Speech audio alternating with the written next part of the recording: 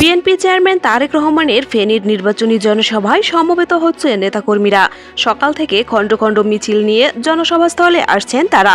ফেনী ছাড়াও দলীয় প্রধানের এ জনসভায় নোয়াখালী ও লক্ষ্মীপুর জেলার নেতাকর্মীরাও জড়ো হচ্ছেন। রোববার বিকেল 4টায় ফেনী সরকারি পাইলট উচ্চ বিদ্যালয় মাঠে এ জনসভায় বিএনপি চেয়ারম্যান তারেক রহমানের প্রধান অতিথির বক্তব্যে দেওয়ার কথা রয়েছে। দুপুর 12টায় সরেজমিনে দেখা যায় জনসভাস্থলে প্রবেশে ফেনী সরকারি কলেজ ফটকে তল্লাশি করছেন আইন শৃঙ্খলা বাহিনী। ফেনী ছাড়াও নোয়াখালী ও লক্ষ্মীপুর জেলা থেকে নেতাকর্মীরাও বাস, মাইক্রো সহ বিভিন্ন যানবাহনে করে সমাবেশ স্থলে প্রবেশ করছেন। নেতাকর্মীদের অনেকের হাতে তাদের দলীয় প্রতীক ধানের শীষ শোভা পাচ্ছে। আবার দলীয় মনোগ্রাম সম্বলিত টি-শার্ট, পাঞ্জাবি, মাফলার পরে এসেছেন বহু নেতাকর্মী।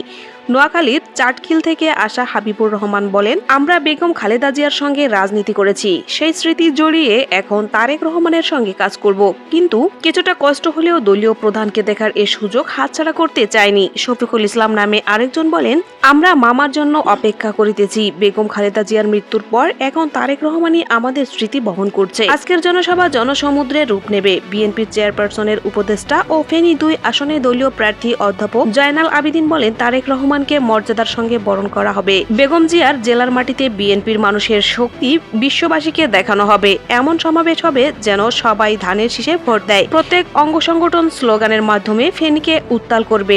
এই জনসভার মধ্য দিয়ে 12 ফেব্রুয়ারির ভোটের মাঠের অনেক কিছু নির্ধারিত হয়ে যাবে। এদিকে জনসভা ঘিরে কোনো ধরনের অপ্রীতিকর ঘটনা এড়াতে সতর্ক অবস্থানে রয়েছে আইন শৃঙ্খলা বাহিনী। জনসভার মঞ্চ সহ পুরো এলাকাকে 3 স্তরের নিরাপত্তা ব্যবস্থায় ভাগ করা হয়েছে: রেড জোন, ইয়েলো জোন ও গ্রিন জোন।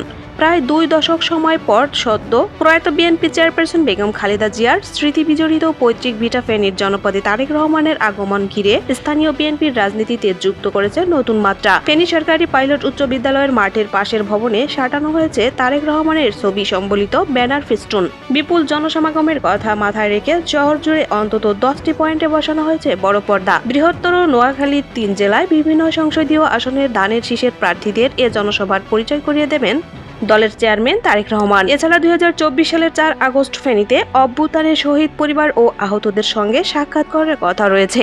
এ সফরে দুপুরে চট্টগ্রাম নগরীর ঐতিহাসিক পলোগ্রাউন্ড মাঠে নির্বাচনী মহাসমাবেশে অংশ নিয়েছেন তারেক রহমান। ফেনীর জনসভা শেষ করে কুমিল্লার বিভিন্ন স্থানে নির্বাচনী জনসভায় তার যোগ দেওয়ার কথা রয়েছে।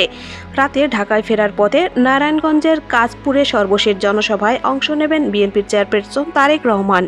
এতক্ষণ সাথে থাকার জন্য ধন্যবাদ। অনুরোধ থাকবে চ্যানেলটি সাবস্ক্রাইব করে বেল আইকনে ক্লিক করুন এবং মতামত কমেন্টে জানাতে ভুলবেন না। আল্লাহ হাফেজ।